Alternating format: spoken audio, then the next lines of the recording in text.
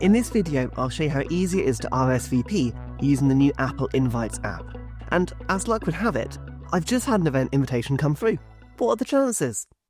Now, I'm going to be doing this on my iPhone, but before we start, it's important to note that this will also work on a web browser, which means that anyone can view and RSVP to invitations, even people that aren't using an iPhone.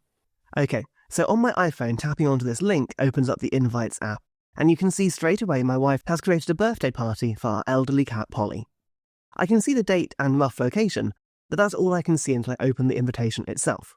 Once I've done that though, I can see that she's hosting the party at a cat cafe in London, which makes sense given it's a birthday party for a cat. She's also put a note on the invitation telling guests they need to bring plenty of Dreamies, which are Polly's favourite cat treats. Looking through all the details here, I think I'd like to RSVP to say that I'm going, and I can do that simply by tapping the button at the top of the invite. I can then choose to add a message here as well, should I wish. Be warned though, these messages are visible by everyone who's been invited to the party, not just the host. This isn't the place to ask logistics and questions, message the host directly for that.